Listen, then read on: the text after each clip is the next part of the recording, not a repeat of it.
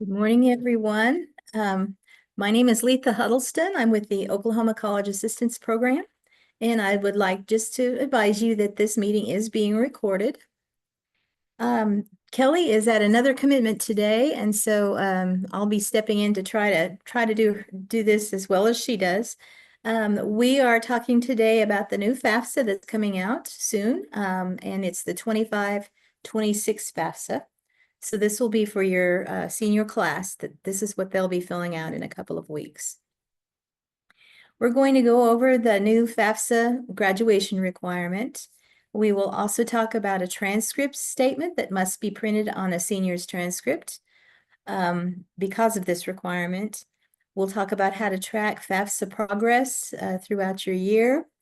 We'll talk about the creation of studentaid.gov accounts that needs to be done right away. If that FAFSA is coming out in December, we'll need that done soon. Federal student aid materials that are available for your use. And then we'll also talk about FAFSA completion resources and support from different areas. Teresa Shackley and Robbie Leftwich are here today. They'll be helping with the chat. And we also have a new member with us, Asia Patricic. She is with our Oklahoma College Start Department. We just hired her recently, and we're very happy to have her here. So thank you all for your help and support today. First of all, a little bit of FAFSA updates. For those of you who have attended one of these webinars before, this part will look very, very similar. It's just stuff that we have to repeat each time. Remember that the FAFSA, the free application for federal student aid, is the first step in applying for financial aid of any of federal aid or state aid. That has to be done in Oklahoma for either of those. And it will be available on December 1st or a little before. That's the statement from the federal student aid people that they're aiming for December 1st. Okay. The Department of Education is now doing beta testing with different institutions that have been chosen across the country. They started out very small with beta 1. We're now in the beta 4 testing process.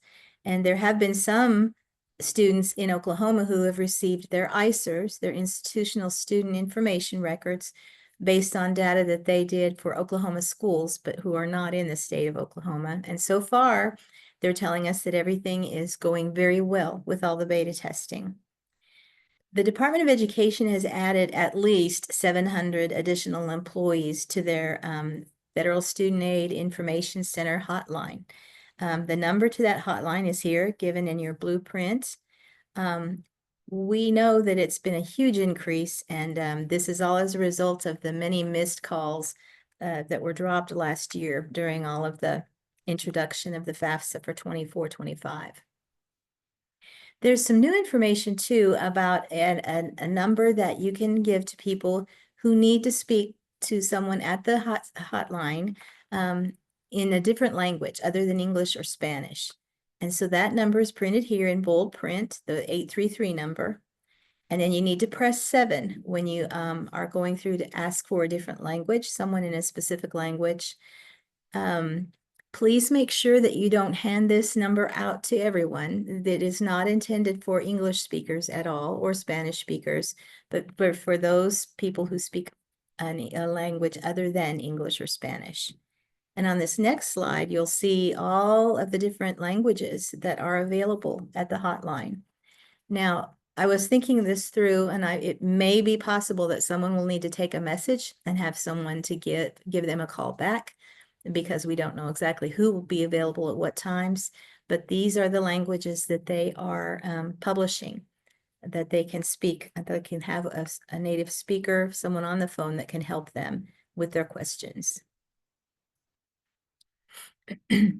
Now we'll go on to that FAFSA graduation requirement that everybody just loves to talk about. This requirement does begin with this school year. So your seniors that are graduating in 2025 are going to be required to either submit a FAFSA or do an opt-out form. And we'll talk more about the opt-out form in just a minute. But where you will find all of this information and the opt-out form is at sde.ok.gov/college-career. That's where you're going to find all this information. And we'll talk more about the opt-out form here in just a sec. Remember that it's the class of 2025 seniors that will have to submit the 2025-26, the form that comes out December 1st. And families will be using their 2023 tax information on this form. The FAFSA will always ask for income information from 2 years prior to that year on the FAFSA. So since they're doing the 2025 FAFSA, 2 years prior would be the 2023 tax returns. So what are those requirements that high schools have to meet now? According to state policy, the superintendent of each public school in the state will designate a school employee, one employee, that will collect information regarding the student's compliance with the law. And it all needs to be done in accordance with FERPA, as how you store it and how you collect it. But there does need to be somebody that has that responsibility of collecting that information. School districts have to provide FAFSA compliance resources that are published by or recommended by the State Department of Education. I can say that our resources at the Oklahoma College Assistance Program are in compliance with those, and they have approved our resources as well. And then there needs to be education available to the students through virtual sessions, in-person sessions, or brochures. School districts must add a transcript statement to a graduating senior's transcript. And the wording is exactly this: the student has satisfactorily met the graduation requirements of completing the FAFSA or submitting an opt-out form. And then there's your state code right there to where all of this law came from. The transcript statement is also included in the Advisement and Policy Guidebook on page 6. Or if you just go to the Academic Advisement webpage, you will find it there as well. That's where this guidebook is also. So we have different ways to choose your FAFSA progress. And one way that we want to make sure you're aware of is reporting through the Oklahoma FAFSA data portal, which was created by a company in Colorado, and they have shared it with a lot of other states. If you sign up for the data portal, then you can see the progress of each of your seniors in your class. You'll be able to track their FAFSA progress, provide assistance, and then you can also look at the date that the submission was complete. You'll notice here that this is just a sample for Broken Arrow High School, but over in about the middle, you'll see the completed FAFSA column, and it tells you the status of that FAFSA on that date that you're checking it. And so that's a very, very good resource for you to use for tracking down those students and making sure they've either got the FAFSA done or that they've got a signed opt-out form on file. Where to find the FAFSA portal is at the Region's website, okhighered.org. And then on that homepage, you'll click on the Educators tab, and then you'll see the Oklahoma FAFSA Data Portal tab down below that. And that's where you can go for all the information you need for getting registered for this data portal. Once you're on the data portal page, you'll see that there's a FAFSA completion agreement form, a PDF to fill out. That's going to be your first step in signing up for the data portal. And I know this looks overwhelming here, but you also see there's a lot of words, not a lot to fill out. There is a completion agreement that we just mentioned, and you'll need to read that through carefully. And then the last pages of that agreement are going to be where you enter the name of your school district on one page. The rest is all just a lot of reading. Then you'll review all of the contract. And then after you've read all of that, then you'll want to make sure and supply a primary contact for your school. Who will that primary contact be? That's going to be designated by the superintendent or the CEO, whatever that highest up person is called in your organization. Ensure that it's signed by them, and you'll see all of the highlighted areas that they can fill in. And also the very last page, don't forget that's there. You need to enter the name of your school district on that agreement form. Then you're going to want to identify the primary contact for your school. That's going to be the primary, of course, the one that's the main person to contact for anything that's going on with the portal. Then below there, you'll see the authorized users. There really is only room for 3 authorized users on this form, but you can attach a page with more authorized users if you need to. So they're going to need the name, email address, the title for that person, and the name of the school district again, or the school itself, excuse me. Then when that is all finished, you'll want to email the completed documents to the manager of the outreach team here, Kelly Kelnar, and her email address is provided right here for you.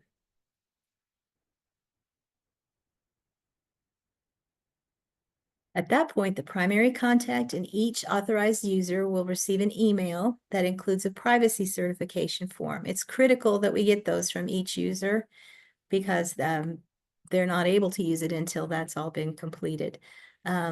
You'll get instructions for using the portal and the student list instructions and a student list template. All of that will be provided for you, but we're going to go through those very briefly here.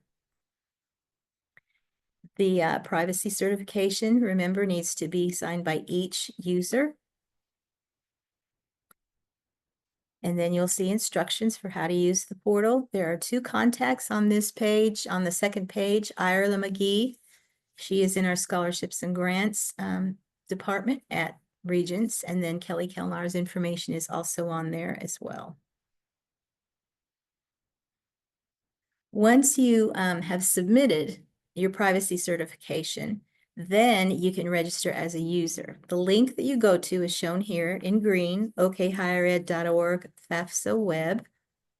You'll want to go there and then you'll click the register button that's circled up here in the top right corner. After you submit that, of course, then you get into this screen and you'll see where you put in all of your contact information that you need there. And make sure to click register.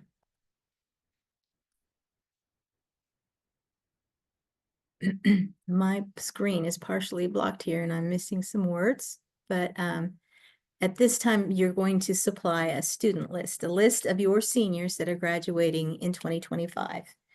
And you'll be given specific instructions on just how that needs to be done, and there will be a template for downloading all these names. Please make sure to use your students' legal names on these. No nicknames. Make sure it's the way it appears legally on their records because there has to be a match done. And so you'll know that you're giving them the right name if it's their full legal name.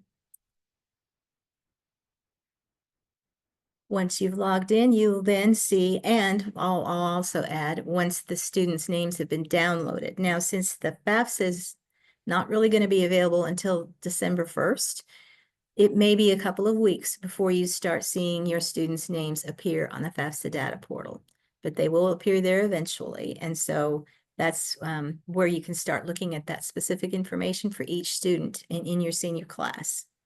It's going to include all that you see here, their first and last names, their date of birth, their completed FAFSA date, any details about the FAFSA such as no student signature, no parent signature, or whether the transaction is complete.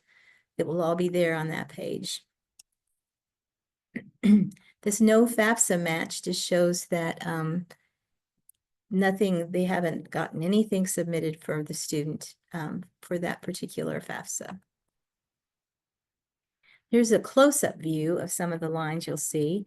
The no student signature really wasn't a problem so much as it was last year where things were not working as they were intended. I'm sure all of you are aware of the glitches that we had last year. The no student signature is going to be a less common thing that you'll see on there now.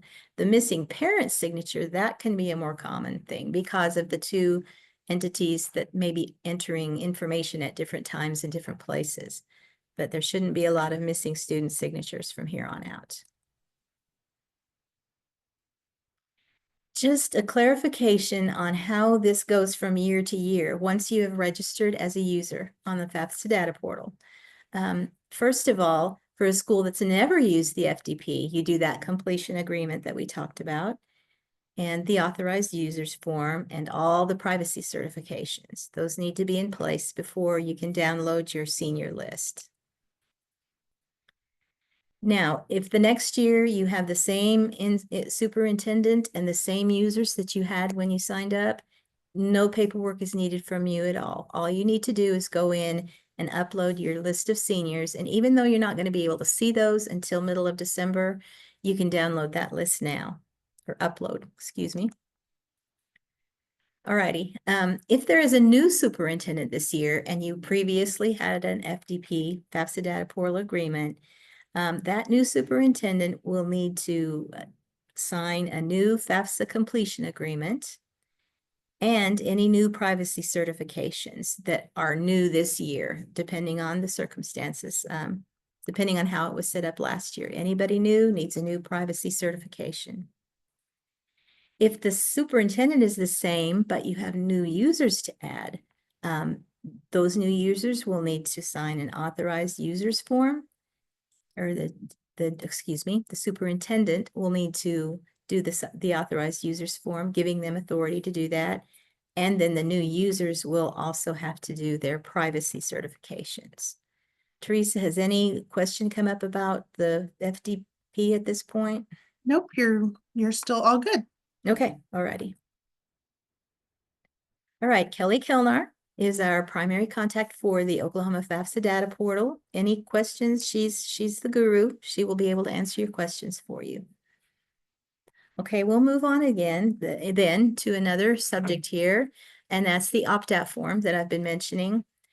There is an opt-out available for people who are not going to do a FAFSA, and you'll see the link here, and Teresa, I believe, is also going to post that in the chat.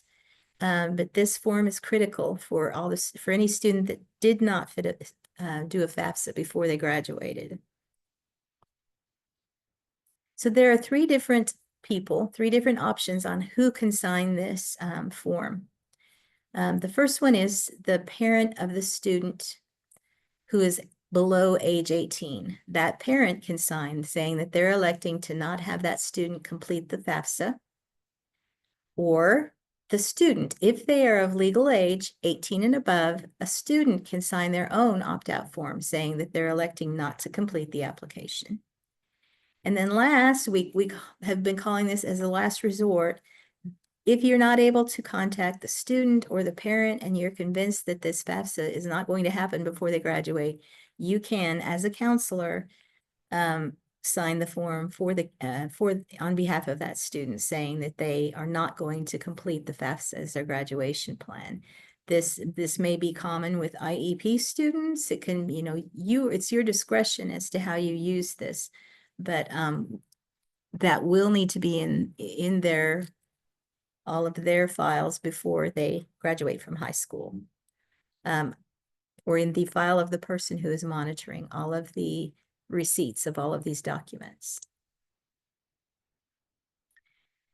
Today, if they haven't done it yet, today the students really need to get to work on creating their studentaid.gov accounts at studentaid.gov. We have some PowerPoints that are available on the youcango2.org website that lead people, take people through this process of creating an account for those who have Social Security numbers and for those who do not, which we're going to, well, those will be the parents that do not have Social Security numbers, because I'll just remind you that students without Social Security numbers are not going to be eligible to receive federal financial aid.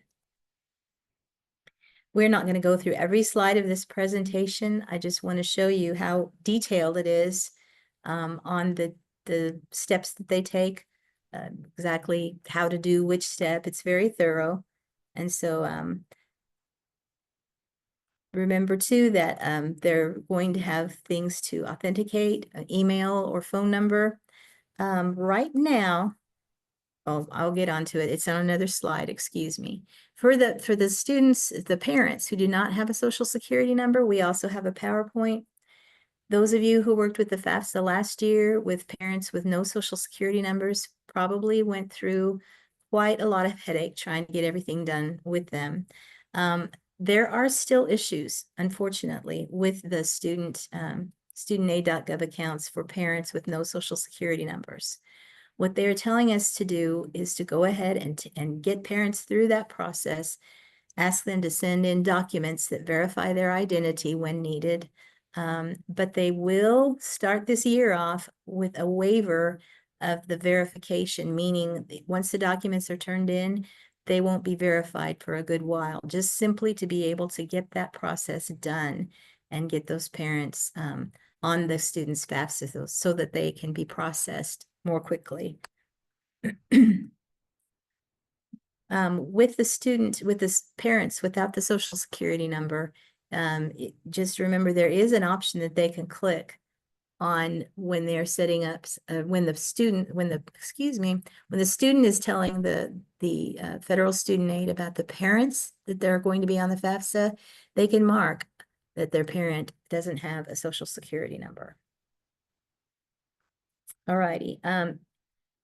If it's a parent, then that parent can go ahead and go on with that verification process.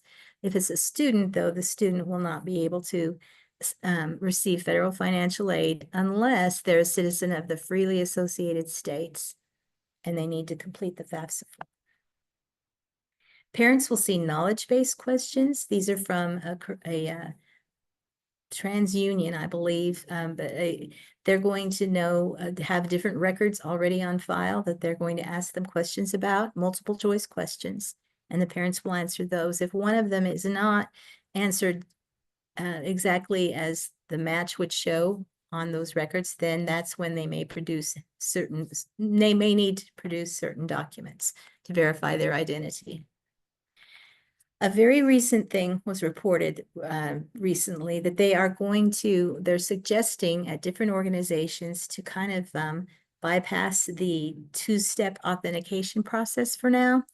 That's a security issue, and so things may not be as secure, but right now they're having some problem with different phone numbers coming back saying they're already attached to another account. You probably saw that last year. One way to work around that is just to use the email address and not put in a cell phone number.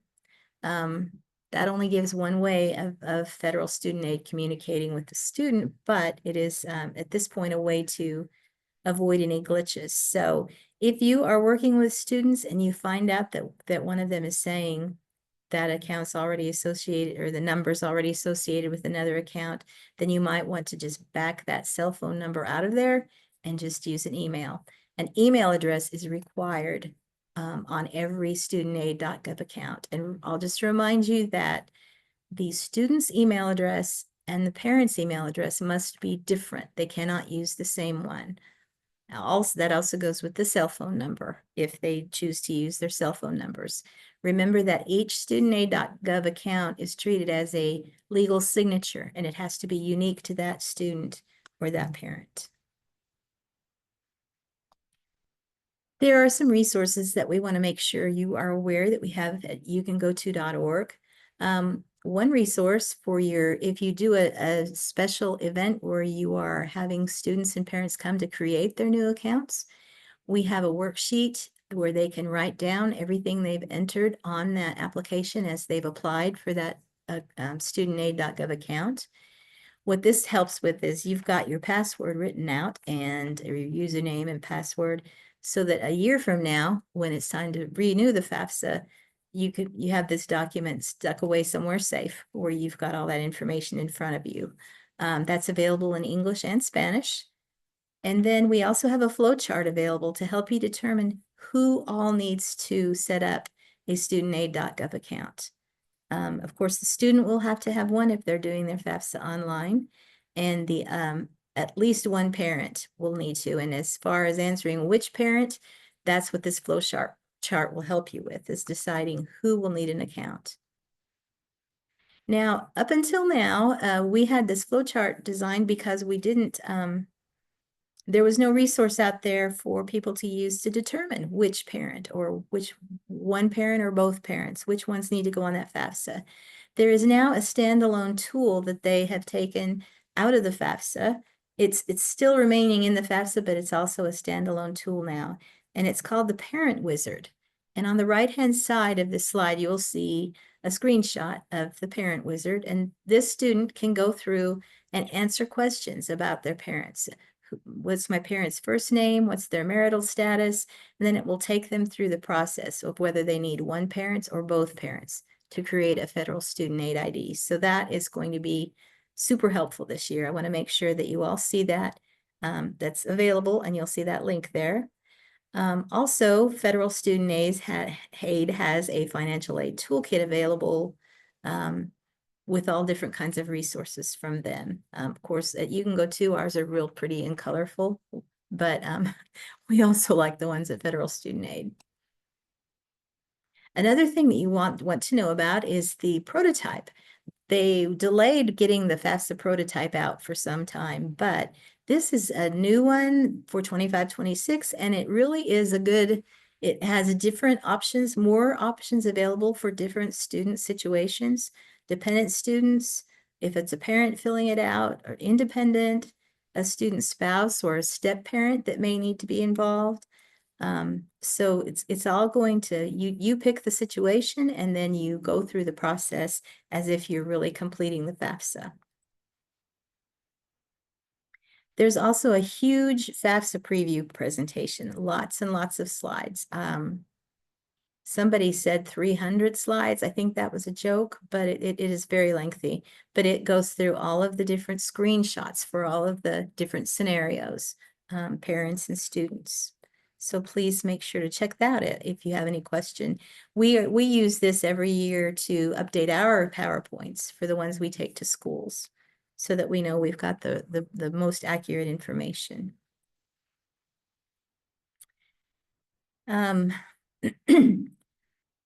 Making sure that everyone's aware that at the very beginning of the FAFSA, when they start the form, there's going to be a 2-page agreement form. And in that 2 pages, it explains very carefully that by signing with your studentaid.gov account signature, by signing with that, you are authorizing the IRS to transfer data directly from the 2023 tax return to the FAFSA. It's a requirement of the FAFSA beginning last year. And so even if no one on the form filed taxes last year, you are still required to sign I approve, to click the I approve button. And if there was not a tax return filed, then the IRS will respond to federal student aid saying that that they did not file that year. So it's very important to know that that's going to happen. The student must sign it even if they didn't file a tax return, and the same thing for the parents. Now, during the FAFSA process where the student is filling in their information, when they are finished with all of their part, they're going to have to, if they're dependent students, they will have to invite one or both parents to the FAFSA form. Of course, this is going to depend on the marital status of the parents, but in this case, you'll see one parent has been filled out because the FAFSA filer has determined that they only need one parent on there.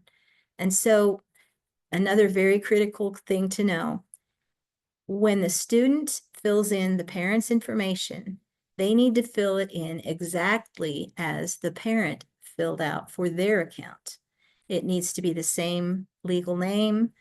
The address should be spelled the same. Everything should be exactly as the parent supplied it, and vice versa. The parent needs to know when they're ready to do their part of the FAFSA, they need to know how that student supplied their information. There's a matching process that happens, and if the parent's information on the student doesn't match, and vice versa, if they don't match each other exactly, there will be a problem with the FAFSA, and there will have to be something done to correct the whole situation. So it's very important that you give each other that information on how you supplied it. Don't share your what they call the FSA ID, the username and password. Don't share that with each other. Students shouldn't give them the parents the FSA ID, and the parents shouldn't give the students theirs, because those are your legal signatures that only you should use. But you do need to supply the information exactly as you gave it on the FAFSA application, including the social security number.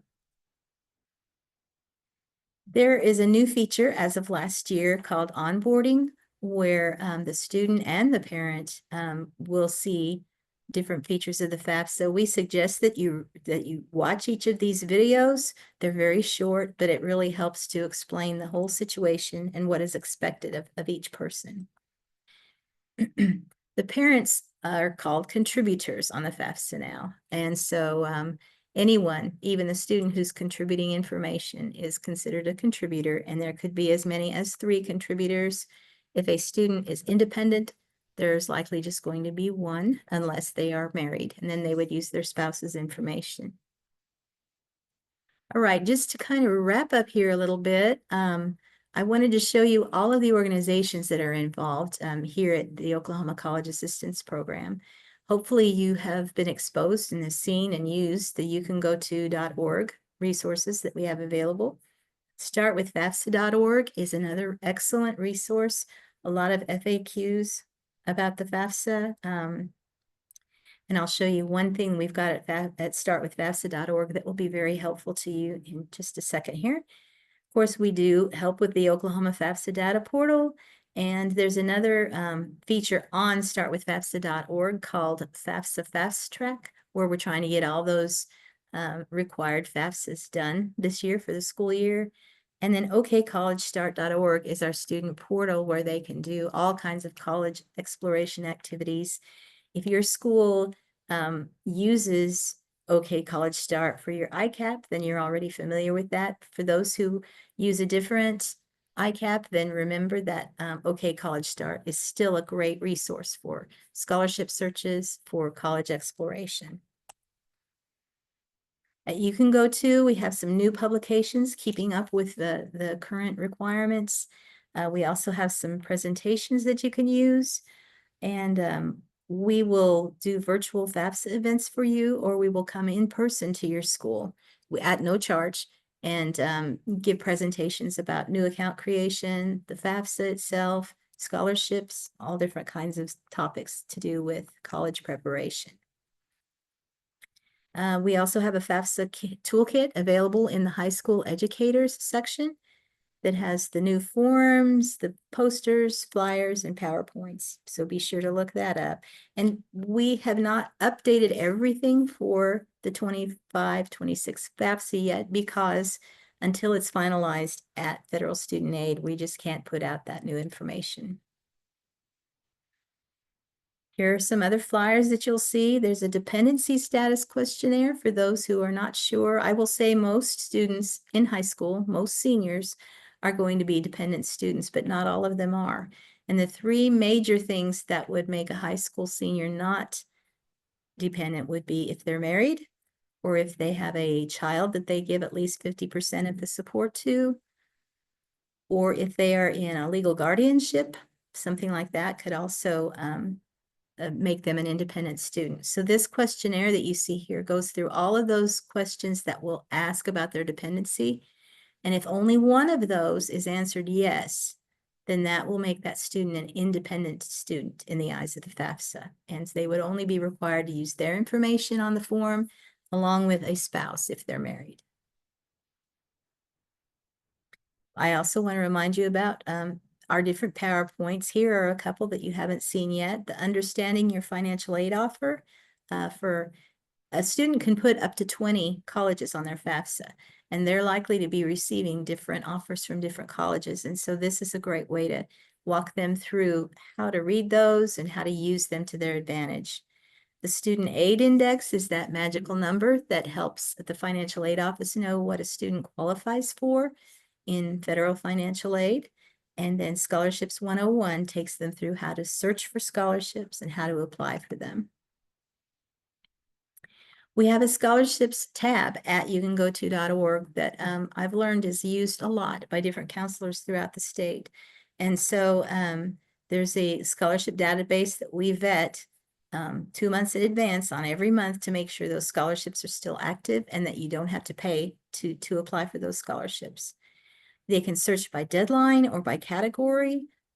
We always suggest definitely try the deadline. If you don't do the category, or if you do, that's fine, but deadline is a way to make sure not to miss those key deadlines, since we know that those deadlines can fall throughout the year.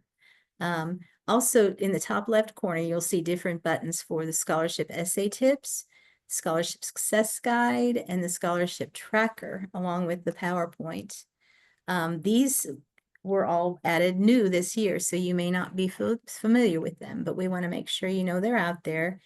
And I've seen them in use in different schools in a lot of different ways, so we really appreciate those who are using our materials.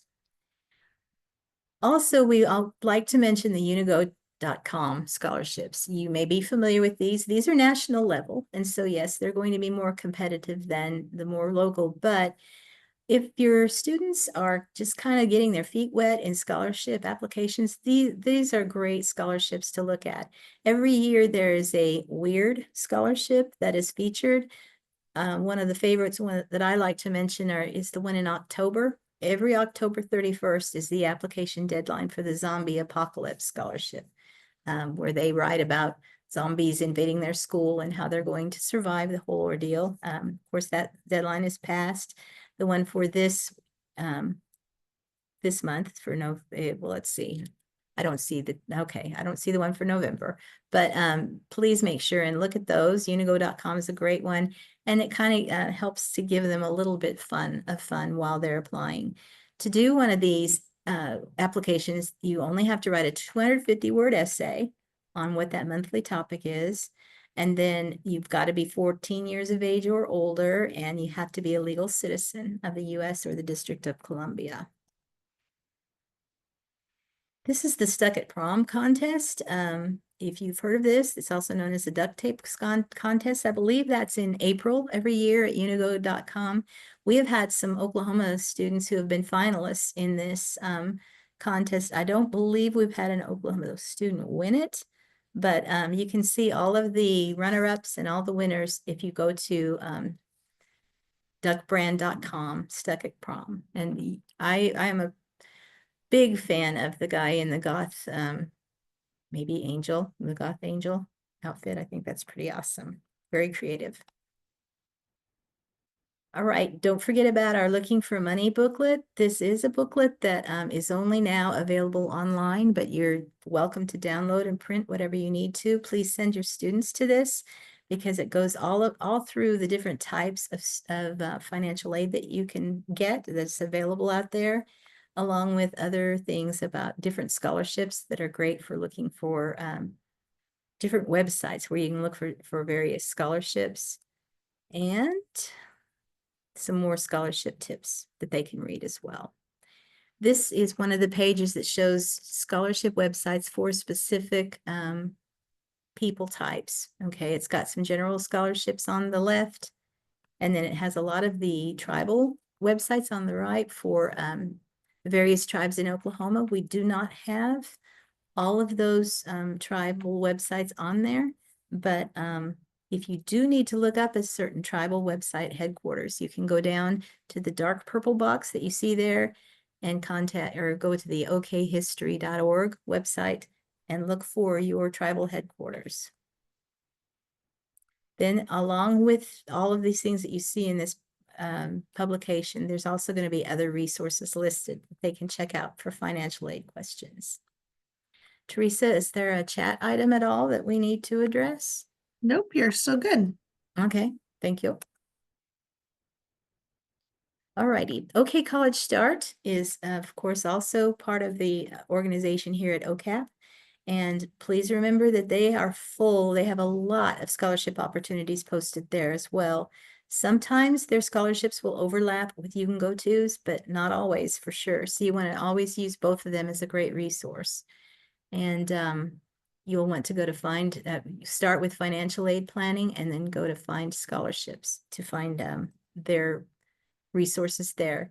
Eventually, the student will arrive at a page that looks like this. They can set up a profile and tell the system about themselves, their grades, their interests and hobbies, and then the Oklahoma College Start can actually recommend different scholarships that that student may be interested in applying for.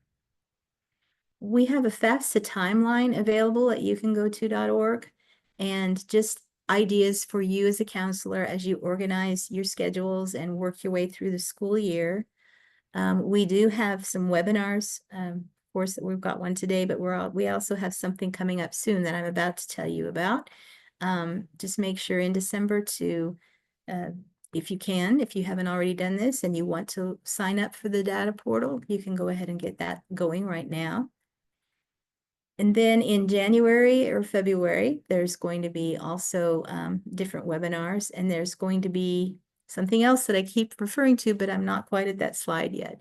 But you just look at this timeline and see if everything is going as scheduled for you. At startwithfafsa.org, we have all kinds of the Q&As that I talked about recently, different special circumstances that can arise for students, such as homelessness, things like that. English and Spanish tutorial videos for filling out the FAFSA, and then a lot of promotional videos as well. Beginning in December, very early in December, colleges and different schools are going to be across the state. They're going to host some FAFSA events. Some of them may be just for new account creation. Some may be for actually filling out the FAFSA. And so we have a page on our Start with FAFSA called the FAFSA Fast Track. I always have to say that very slowly.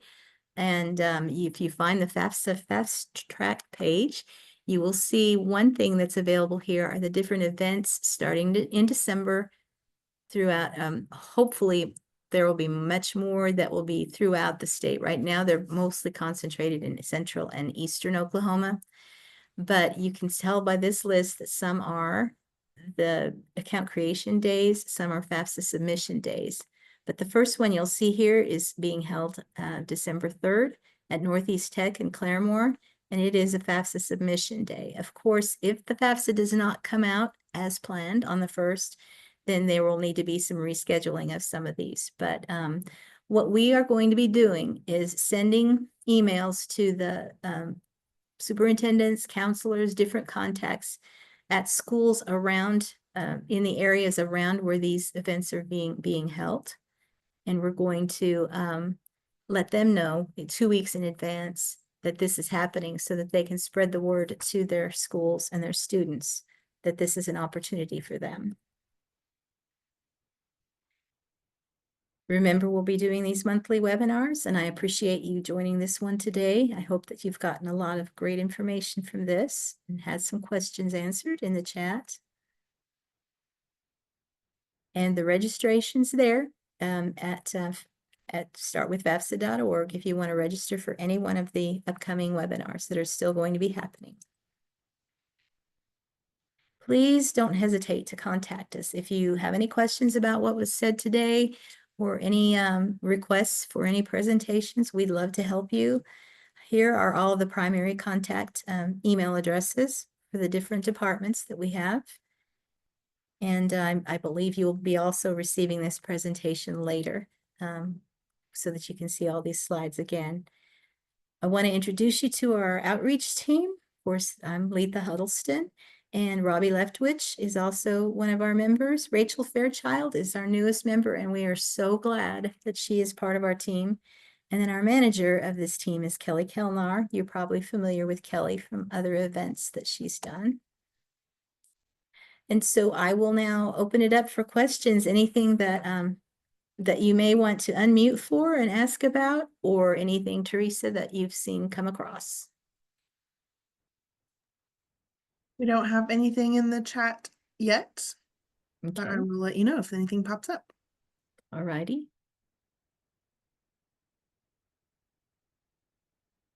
I'll go ahead and, oh, I already had our contact information up there, so I'll put it up there again. We want to express how much we appreciate those of you who help the students through all of the financial aid process every year, we know that last year was a big challenge for everybody involved, including the colleges who may still be having to try to get those award letters out for 24, 25. It was a messy year.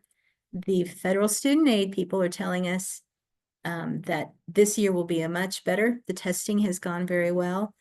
And they did basically say, expect a few glitches here and there, but we know, we're just confident it's going to be a much better process this year.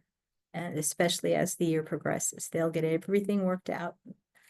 It will be a better FAFSA at that point, like it's being branded for last year and this year. Anything? Any questions? Nothing's coming through, so I think we're Okay. good. All right. Thank you once again, everyone, for being here today, and we appreciate you. Let us know how we can help you. You have a great day.